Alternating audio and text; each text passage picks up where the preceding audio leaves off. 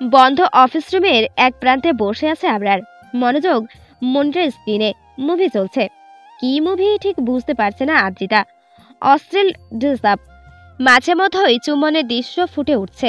Hero heroine সুন্দর দেখতে, তবে কথায় কথায় চুমুকের খায় বুঝে উঠতে পারে না আদ্রিতা। আবরার তাসনিন বেশ এনজয় করছে মুভিটা। ঢের বুঝতে পারছে আদ্রিতা, তবে তার লজ্জা লাগছে। বন্ধ ঘরে দুজন নরনারী একসঙ্গে মুভি দেখা মোটেও শোভনীয় নয়। এই মুহূর্তে মুভির পজিশন ভালো ঠেকছে না। কথা বুঝতে না পারলেও এটা বুঝতে পারছে অস্বাভাবিক কিছু ঘটবে এখন। শুকনো ঢোক গিলে গলা ভিজিয়ে নেয়। মনিটর স্ক্রিন থেকে দৃষ্টি সরানোর প্রস্তুতি নিচ্ছে। ঠিক তখনই আপত্তিকর দৃষ্টি ফুটে ওঠে। কেঁপে ওঠে আদ্রিতার সত্তা। দাঁড়িয়ে পড়ে এবং বড় বড় পা ফেলে কক্ষের শেষ প্রান্তে চলে যায়। সেখানে সুন্দর বারান্দা রয়েছে, তবে বন্ধ দরজার কারণে বাতাস প্রবেশ করা যাচ্ছে না। আদ্রিতা পর্দা দুটো মুঠো করে জোরে জোরে শ্বাস টানে। হায় রে পাগল আদ্রিতা, তুই কেন লোকটার সঙ্গে রয়ে গেলি? জানিস না সে নির্লজ্জ এবং বেহায়া? মনে মনে নিজেকে বকা দেয় সে। অ্যাকচুয়ালি তখন সবাই বেরিয়ে গেলেও আদ্রিতা যায় না। এমন নয় যে আবরা তাকে থাকতে বাধ্য করেছে, ইচ্ছে করে থেকে গিয়েছে।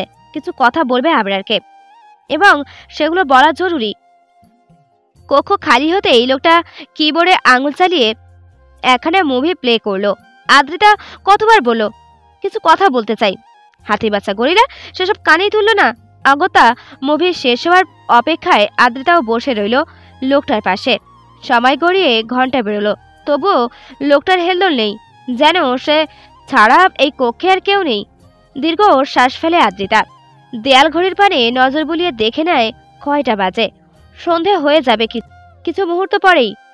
সকালে কি খেয়েছিল মনে নেই, তবে দুপুরে খাওয়া হয়নি। বড্ড খিদেও পেয়েছে। ঘড়ির পাশেই রয়েছে আবরা তাসনিনের বিশাল একখানা ফটো। বাংলাদেশের শাহজালাল আন্তর্জাতিক বিমানবন্দর থেকে তোলা ফটোখানা যে এখনকার, সেটার গেট আপ দেখেই বোঝা যাচ্ছে। তার মানে লোকটা বাংলাদেশে যায়, তাহলে বাড়ি কেন যায় না? আদ্রিতার মাথায় ঢোকে না। মুভিতে বোধহয় এখন গান হচ্ছে। আবরার সাউন্ড কমিয়ে চোখ বন্ধ করে বসে আছে। দুই হাত পরিপাটি চুলের ভাঁজে। বড্ড অস্থির দেখাচ্ছে। এই সুযোগ কাজে লাগিয়ে এগিয়ে যায় আদ্রিতা। অনুমতিবিহীন আবরারের পাশের চেয়ারটা দখল করে বসে। কাঁচের তৈরি টেবিলে হাত রেখে জিহ্বা দ্বারা ঠোঁট ভিজিয়ে নেয় এবং বলতে শুরু করে, ভাইয়া, আপনি বোধহয় আমার লাইফ সম্পর্কে জানেন না, তবে আপনার জানা উচিত। আমার মা নেই, বাবা দ্বিতীয় বিয়ে করেছেন। আপনার মা আমাকে বড় করেছে, ভালোবাসা দিয়েছে। আমি এতিম, এই কথাটা কখনো মনে করতে দেয়নি। একটু থামে আদ্রিতা। আবরারের পানে তাকিয়ে বোঝার চেষ্টা করে লোকটা আদৌ শুনছে কিনা, তবে তার কোনো নড়চড় নেই, একই ভঙ্গিমায় রয়েছে। মনিটর আপনা আপনি বন্ধ হয়ে যায়। আদ্রিতা পুনরায় বলে, আপনার সঙ্গে আমার রেজিস্ট্রি হয়েছিল, বিয়ের প্রতিশ্রুতি। আমি আজকে সকাল অবধিও জানতাম না আমাদের রেজিস্ট্রি হয়েছিল। সেই ছোটবেলায় মায়ের মৃত্যুর পর দাদু এসে বলেছিল, এখানে তোমার নাম লিখো। লিখেছিলাম। কেন নাম লিখতে বলেছিল সেটাও জিজ্ঞাসা করিনি। এখন জানতে পারলাম আপনি আমাকে মানতে। বাকিটা শেষ করার আগেই আবরার চোখ খুলে আদ্রিতার পানে তাকায় এবং গম্ভীর স্বরে বলে, তখন আমাকে সামলানোর শক্তি ছিল না তোমার। ব্যাপারও আমি ধরলে মরে যেতে। আদ্রিতার বুকের ভেতরটা কেঁপে ওঠে। অশ্লীল ইঙ্গিত বুঝতে সময় লাগে না। আবরারের পানে তাকিয়েছিল বিধায় চোখাচোখি হয়ে যায়। লাল লাল চোখ দুটো দেখে কলেজা ঠান্ডা হয়ে যায় আদ্রিতার। চটজলদি দৃষ্টি সরিয়ে নেয়। বিড়বিড় করে বলে, আপনি প্লিজ কথা বলিয়েন না। আপনার মুখের এক একটা বুলি আগুনের থেকেও ভয়ঙ্কর, জ্বালিয়ে দেয় আমার সমস্ত সত্তা। শুনতে পায় আবরার। টেবিলে দুহাত রেখে নিজের মাথাটা হাতের উপর রাখে এবং পূর্ণ দৃষ্টিতে তাকায় আদ্রিতার পানে। প্রথমে মাথা, তারপর নাক, ঠোঁট, সর্বশেষে গলায় দৃষ্টি নামায়। হাঁকিস্বরে বলে, তুমিও ভীষণ হট, শান্তিতে থাকতে দাও না আমায়। আদ্রিতা ফোঁস করে শ্বাস টানে। এই মুহূর্তে এই বাক্য আশা করেনি সে। দুঃখের কাহিনী শোনাতে এসেছিল, ভেবেছিল লোকটাকে সব বলা উচিত, কিন্তু এখন মনে হচ্ছে এর সাথে কথা বলতে আসাটাই ভুল হয়েছে। বিরক্ত আদ্রিতা হাত মুষ্টিবদ্ধ করে ফেলে। মুখটা বন্ধ করে আমার কথা শুনুন প্লিজ, দয়া করুন একটু, আমার আপনার সাহায্যের প্রয়োজন। আবরার ভদ্র বাচ্চাদের মতো মাথা নাড়ায়, যেন এবার গম্ভীর মনোযোগ দিয়ে শুনবে কথা। আদ্রিতা বলতে শুরু করে, আমার বাবা আমাকে নিতে চাচ্ছে। বাংলাদেশে ফেরার পরে আমাকে আর সাথে রাখবে না মা।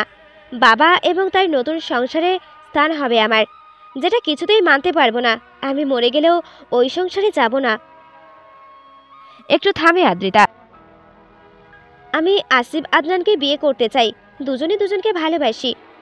বাংলাদেশে ফেরার পরেই আসিফ আদনানের বাড়িতে যেতে চাই। জাস্ট বললে রেজিস্ট্রি হয়েছে, দুটো বিয়ে করবে? সেটাই তো বলতে চাইছি। আপনি বিয়ে মানেন না, আমিও আপনাকে পছন্দ করি না। সো আমি চাইছিলাম এই বিষয়টা আমাদের মধ্যেই থাকুক, কেউ জানবে না। আর আপনি একটু কষ্ট করে আমার আর আসিফের বিয়েটা। বাকিটা শেষ করার আগেই আবরারের ফোন বেজে ওঠে। স্ক্রিনে ফাকিং পুলিশ নামটা ভেসে উঠেছে। আদ্রিতা ফোনের স্ক্রিনে তাকিয়ে ভুরু কুঁচকে ফেলে। এটা কেমন নাম? আবরার কলখানা রিসিভ করে, ব্লুটুথ অন করে কানে দেয়। স্যার, আসিফ আদনান। মেরে ফেলুন তাকে। ব্যাস, কল কেটে দেয়। আদ্রিতা বড় বড় নয়নে তাকায়। আবরার তাসনিন কি কোনো মাফিয়া টাইফিয়া নাকি? কি সাবলীল ভাষায় বলে দিল মেরে ফেলুন, যেন তার প্রফেশন এটাই। শুকনো ঢোক গিলে আদ্রিতা। আবরার কিবোর্ড চেপে অর্ধেক দেখা মুভিখানা পুনরায় চালিয়ে দেয়। আয়সী ভঙ্গিমায় গা এলিয়ে দেয় চেয়ারে। আদ্রিতা অসহায় ভঙ্গিমায় তাকিয়ে থাকে আবরারের মুখ পানে। কানে ভেসে আসছে অশ্লীল লোকটার অশ্লীল বার্তা। এই মুভির মতো পারফরমেন্স করতে পারলেই ভেবে দেখব বিয়ের ব্যাপারটা চেপে যাওয়া যায় কিনা। আদ্রিতা দাঁতে দাঁত চেপে বলে, আপনি? আদ্রিতার কথা শেষ হওয়ার আগেই আবরার চিন্তিত আতিয়া বেগম পায়চারি করে চলেছে অনবরত। অহনা কয়েকবার শান্ত হতে বলেছে, তবে আতিয়ার মন মানছে না। এই শীতের মরশুমেও তার কপালে বিন্দু বিন্দু ঘামের দেখা মিলেছে। জোরে জোরে শ্বাস টানছে, যেন নিঃশ্বাস আটকে আসছে। কোলে থাকা ছোট্ট হিমু নানুর মুখ পানে তাকিয়ে আছে, গোল গোল নয়ন মেলে। ছোট হাতখানা মুখে পুরে চুষছে এবং নানুকে দেখছে, যেন জানতে চাচ্ছে, তোমার এই চিন্তার কারণ কি নানু? আতিয়া বেগমের কানে ফোন। কল বেজে চলেছে, কিন্তু রিসিভ হচ্ছে না। ইতিমধ্যেই 50 বার কল করেছে, প্রতিবারই বাজতে বাজতে কল কেটে যায়। আদ্রিতা তো এমন উদাসীন মেয়ে নয়, মাকে না বলে কোথাও যায় না। তাহলে আজকে কি হলো? কোনো বিপদে পড়লো কি? নতুন দেশ, কিছুই চেনে না। অহনার স্বামী এবং দেবর বেরিয়ে গিয়েছে আদ্রিতাকে খুঁজতে। তাদেরও কল করেছে কয়েকবার, কিন্তু হতাশাজনক বাক্য শুনেছে তাদের থেকেও। আতিয়া বেগম অবশেষে কল করে সিয়ামের নাম্বারে। যদি ছেলেটা কিছু জেনে থাকে। হ্যালো আন্টি, বলুন। আতিয়া বেগম তাড়াহুড়ো করে বলে, আদ্রিতাকে পাচ্ছি না। আন্টি রিল্যাক্স, আদ্রিতা আমাদের সাথে রয়েছে। স্বস্তির নিঃশ্বাস ফেলে আতিয়া বেগম। এতক্ষণে কলিজা ঠান্ডা হলো। কয়েকবার আলহামদুলিল্লাহ আওড়ালো। আজকের এই ঘটনায় আতিয়া বেগম একটা বিষয় বুঝতে পেরেছে, আদ্রিতা তার প্রাণ। ছেলে মেয়ে ছাড়া এতগুলো বছর কাটাতে পেরেছে সে, তবে আদ্রিতাকে ছাড়া 5টা মিনিটও থাকতে পারবে না। সোফায় বসে পড়ে আতিয়া। হিমুকে শুইয়ে দিয়ে হাতের উল্টো পিঠে মুছে নেয় চোখের পানি। আমি আজকে ফিরতে পারবো না। আদ্রিতাকে এখানে দিয়ে যেও আমার কাছে, একা ছেড়ো না। না না না আন্টি, আজকে আমাদের সাথেই থাকবে ও। বারবিকিউ পার্টি আছে, কালকে দিয়ে আসবো। ঠিক আছে, দেখে রেখো, বড্ড চঞ্চল সে। কল কেটে দেয় সিয়াম। ফোনখানা অনাদরে ফেলে রাখে টেবিলে। গালে হাত দিয়ে ফোঁস করে নিঃশ্বাস টানে। মনের মধ্যে একখানা কবিতা আকুপাকু করছে। কিন্তু মুড খারাপ বলে মন থেকে বের করছে না। জীবনটা বড়ই বেদনার। সেই মেয়েটা ফ্রেন্ড রিকোয়েস্ট পাঠিয়েছে আয়ানকে। একটু আগেই আয়ানের ফোনখানা চেক করেছে সিয়াম। মেসেঞ্জারে ঢোকার সঙ্গে সঙ্গে দেখতে পেয়েছে মেয়েটার মেসেজ। এত মেসেজ দিয়ে ভরিয়ে রেখেছে আয়ানের মেসেজ বক্স। আয়ান অবশ্য রিপ্লাই করে না। নারী জাতি বড়ই ভয়ঙ্কর। সাহায্যের হাত বাড়িয়ে ঘন্টা বাজিয়ে দিল সিয়ামের মনে, আর মেসেঞ্জারে স্মরণ করে আয়ানকে।